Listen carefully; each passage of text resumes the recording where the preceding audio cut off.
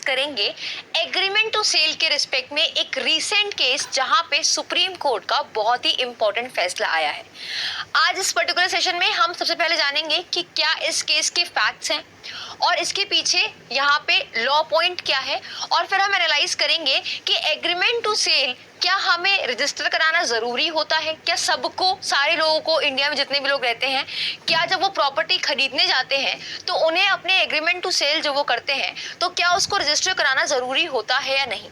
सो आज ये सारी चीजें हम डिस्कस करेंगे और बहुत इंपॉर्टेंट केस लॉ है ये। केस का नाम है आपका केलो देवी वर्सेस बलराम सिंह। ठीक है, अब यहाँ पे क्या हुआ, बेसिकली जनरली होता भी क्या है, अगर हम नॉर्मल ट्रांजैक्शन की बात करें तो अगर आप कोई प्रॉपर्टी खरीदने जाते हो तो आप एक एग्रीमेंट टू सेल करते हो, कुछ पैसे देते हो और बाकी सारे पैसे जो भी रिमेनिंग पैसा होता है वो आप रजिस्ट्री के टाइम करते हो, जब आपका सेल डीड रजिस्टर कराया जाता है तब आप बाकी के पैसे देते हो। राइट, ऐसा ही होता है और कुछ ऐसा ही इस पर्टिकुलर केस में भी हुआ जो हम आज के इस पर्टिकुलर वीडियो में डिस्कस करेंगे। So let's begin with the session now. इस सेशन को स्टार्ट करने से पहले मैं बता दूं, स्टडी आई के जो है 16 स्टेट्स के कर रहे हो या करना चाह की तैयारी कर रहे हैं, आपको दोनों ही, आप कोई मकान खरीदने जाते मनीष, अ वेरी गुड इवनिंग। ठीक है, अब आज का जो ये केस है बहुत इंपॉर्टेंट केस है ये प्रॉपर्टी लॉ का। अब बेसिकली होता क्या है, जैसा कि मैंने आपको बताया कि जब भी आप कोई मकान खरीदने जाते हो या जब भी कोई आप प्रॉपर्टी, इमूवेबल प्रॉपर्टी खरीदने जाते हो तो आप क्या करते हो, एग्रीमेंट टू सेल करते हो। ठीक है, और एग्रीमेंट टू सेल में आप कुछ पैसे देते हो और उसके बाद आप बाकी के पैसे तब देते हो जब आप रजिस्ट्री हो जाती है जमीन की। राइट, अब इस पर्टिकुलर केस में क्या हुआ, 1996 में केलो देवी ने बलराम से प्रॉपर्टी खरीदी। ठीक, अब केलो देवी ने बलराम से प्रॉपर्टी खरीदी और एक 10 रुपए के स्टैम्प पे एग्रीमेंट टू सेल कर लिया और वहां पे उसको 14,000 रुपए दे दिए और उससे घर का पोजेशन ले लिया, जिसपे दोनों पार्टीज एग्री थी। 1996 की बात है ये। केलो देवी ने बलराम से जो है एक कॉन्ट्रैक्ट किया, उसने जो है पोजेशन दे दिया घर का, 14,000 रुपए ले लिए और कहा कि मैं बाकी पैसे, केलो देवी ने कहा, जब सेल डीड रजिस्टर हो जाएगी तब मैं दूंगी। अब उसके बाद क्या हुआ, कुछ टाइम बाद दोनों पार्टी में कुछ लड़ाई हो गई। ठीक है, कुछ अनबन हो गई जिससे बलराम ने प्रॉपर्टी देने को मना कर दिया। उसने कहा मैं नहीं कराता सेल डीड रजिस्टर, ठीक है, मैं नहीं कराता कोई भी रजिस्ट्री और मेरी प्रॉपर्टी को वापस कर दो। अब इस बात से एग्रीव्ड होकर केलो देवी एक सिविल कोर्ट में गई, जो भी कंसर्न जुरिसडिक्शन का सिविल कोर्ट था वहां पर गई और उन्होंने सूट ऑफ इंजंक्शन फाइल किया। ठीक है, अब सूट फॉर इंजंक्शन क्या होता है, सूट फॉर इंजंक्शन मतलब कि आप किसी व्यक्ति को, आप क्या डिमांड कर रहे हो कोर्ट में जाके, तो केलो देवी ये डिमांड कर रही है कोर्ट में जाकर कि जो है मुझे अपोजिट पार्टी को, बलराम को रोका जाए कि वो जो है मुझे मेरे पोजीशन को एंजॉय करने दे और मुझे परेशान ना करे। रिस्ट्रेन कर रहे हो आप सामने वाली पार्टी को कि भाई वो आपको परेशान ना करे और अपनी प्रॉपर्टी को आप पीसफुली एंजॉय कर सको। Right, at the same time Balram ji ने एक सिविल सूट फाइल किया, पोजेशन का सूट फॉर पोजेशन फाइल किया बलराम ने, जिसपे जो है उनका ये कहना है बलराम का कि भाई जो ये एग्रीमेंट टू सेल है ये रजिस्टर्ड डीड नहीं है और मेरे को अपना पोजेशन वापस चाहिए प्रॉपर्टी का। ठीक है, ये एक रजिस्टर्ड सेल डीड नहीं है तो मुझे अपने प्रॉपर्टी का पोजेशन वापस चाहिए। अब ये बात थी, ये पहुंची ट्रायल कोर्ट के सामने।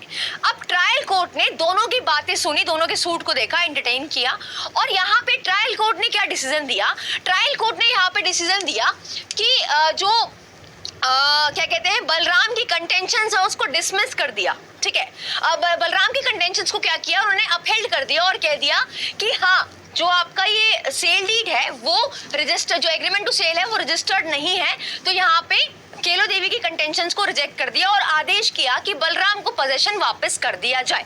ठीक है, अब इससे जो है एग्रीव्ड होकर केलो देवी पहुंची हाई कोर्ट में। अब यहाँ इन्होंने हाई कोर्ट में दोनों फर्स्ट अपील भी प्रेफर करी, सेकंड अपील भी प्रेफर करी और दोनों ही अपील केलो देवी के फेवर में आ गई, क्योंकि यहाँ पे हाई कोर्ट ने क्या कहा, इलाहाबाद हाई कोर्ट में फर्स्ट अपील और सेकंड अपील फाइल हुई आपकी और इन दोनों ही अपील जो है केलो देवी के फेवर में आई और कोर्ट ने कहा कि रजिस्टर्ड नहीं है, कोई बात नहीं, बट यहाँ पे आप उससे पोजेशन वापस नहीं ले सकते, even though the agreement to sale is not registered. ठीक है, वो रजिस्टर्ड नहीं है फिर भी आप जो है उससे पोजेशन नहीं ले सकते, आपका ये वैलिड डॉक्यूमेंट है। ठीक है, अब नाउ इन दोनों अपील में, और यहाँ पे हाई कोर्ट ने क्या कहा कि ट्रायल कोर्ट ने गलत जजमेंट पास किया है और उनको बोला कि आप पोजीशन नहीं क्लेम कर सकते।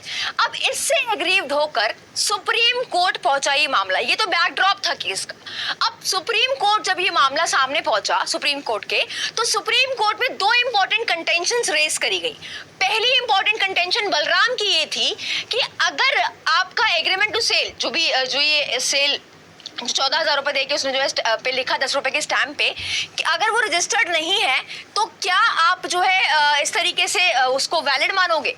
अब मान लो कि आपका जो अनरजिस्टर्ड सेल एग्रीमेंट है, क्या आप उसको एविडेंस मानोगे? ठीक है, एक तो पहला ये था।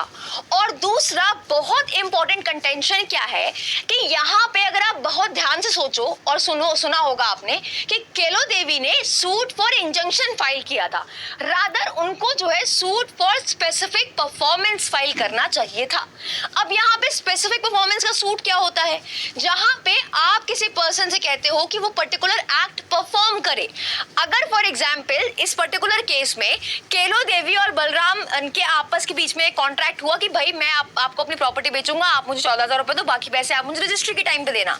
अब यहाँ पे केलो देवी को करना क्या था? Suit for specific performance file करना था, जहां पे वो ये कहती कि भाई ये पर्टिकुलर अदर पार्टी जो है वो परफॉर्म नहीं कर रहा है अपना part of the contract. But Kelo Devi ने क्यों नहीं फाइल किया सूट फॉर स्पेसिफिक परफॉर्मेंस और क्लेवरली ड्राफ्ट कर दिया आपका क्या कहते हैं, क्लेवरली ड्राफ्टिंग करके उन्होंने सूट फॉर इंजंक्शन किया? ऐसा क्यों किया केलो देवी ने?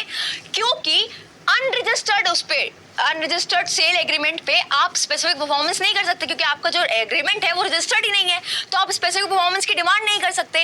इस चक्कर में उन्होंने cleverly suit for injunction file किया और suit for specific performance grant file नहीं किया। ठीक है, अब ये दो प्राइम कंटेंशंस थे before the honourable supreme court.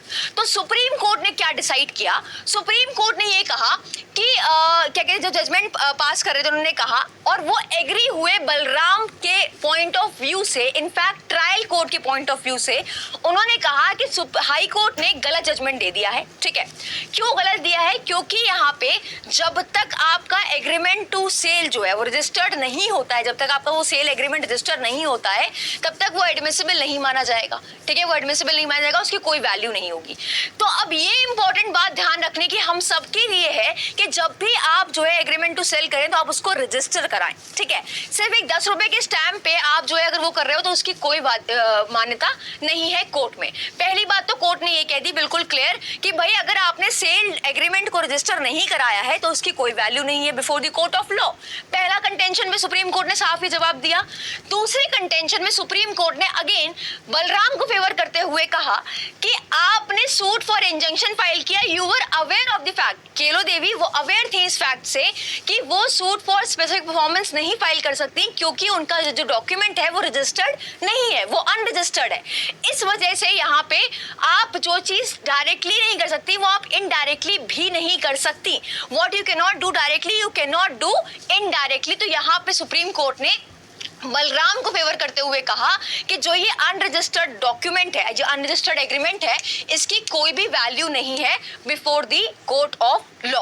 Right, अब यहाँ पे इस वजह से सुप्रीम कोर्ट ने क्या कहा कि जो ट्रायल कोर्ट का डिसीजन है वो डिसीजन आपका वैलिड है, और जो हाई कोर्ट ने फर्स्ट अपील और सेकंड अपील में जो अपना डिसीजन दिया है वो एक एरोनियस जजमेंट है, वो मान्य नहीं होगा और आप जो है पोजीशन उनसे वापस ले सकते हैं, क्योंकि वो एग्रीमेंट जो सेल था that was not a registered sale agreement. Right, तो यहाँ पे हमारे लिए क्या लर्निंग है कि सुप्रीम कोर्ट ने ये बात बहुत क्लियरली कह दी यहाँ पे, और ये भी कहा कि प्लेंटिफ ने जो है बहुत क्लेवर तरीके से अपनी पूरी ड्राफ्टिंग प्लीडिंग्स करी है, जहाँ पे वो ये जानती थी कि उनको specific performance of the contract का सूट नहीं ग्रांट होगा, क्योंकि उनके पास अनरजिस्टर्ड सेल एग्रीमेंट है। इस वजह से उन्होंने जानबूझ के सूट फॉर स्पेसिफिक मतलब इंजंक्शन का सूट फाइल किया है। ठीक है, कि आप जो है उनको रिस्ट्रेन करो कि वो मुझे आराम से एंजॉय करने दे मेरे पोजीशन को, जिसपे यहाँ पे सुप्रीम कोर्ट ने इस कंटेंशन को भी रिजेक्ट कर दिया केलो देवी का, और यहाँ पे बलराम की कंटेंशंस को अपहेल्ड कर दिया सुप्रीम कोर्ट ने।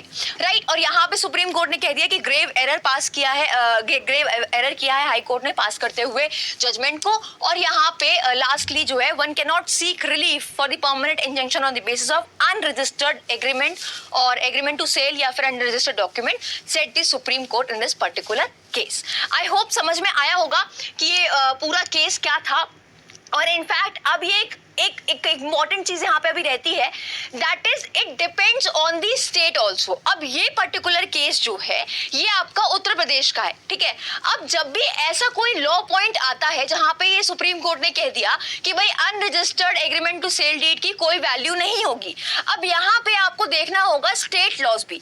यूपी में ये एक प्रोविजन है आपका रजिस्ट्रेशन एक्ट में, स्टेट अमेंडमेंट है कि आपको जो है एग्रीमेंट टू सेल को रजिस्टर कराना है। तो यहाँ पे ये केस यूपी का था, उसको ध्यान में रखते हुए सुप्रीम कोर्ट ने कह दिया कि आपका अनरजिस्टर्ड कोई भी डॉक्यूमेंट या अनरजिस्टर्ड एग्रीमेंट टू सेल जो है उसकी कोई मान्यता नहीं होगी, वो एज एन एविडेंस एडमिसिबल नहीं किया जाएगा, right. But then you need to check your state laws कि आपके पर्टिकुलर स्टेट्स क्या कहते हैं इस पर्टिकुलर रिस्पेक्ट में। तो अभी तो just because this case was from the Uttar Pradesh state, तो यहाँ पे स्टेट लॉ क्या कहता है कि आपको एग्रीमेंट टू सेल को रजिस्टर कराना है तभी उसकी मान्यता होगी, अदरवाइज उसकी कोई मान्यता नहीं होगी। क्लियर? तो you need to check your state laws also in this particular respect. So this was all from my end in today's session. A very good evening Shailendra.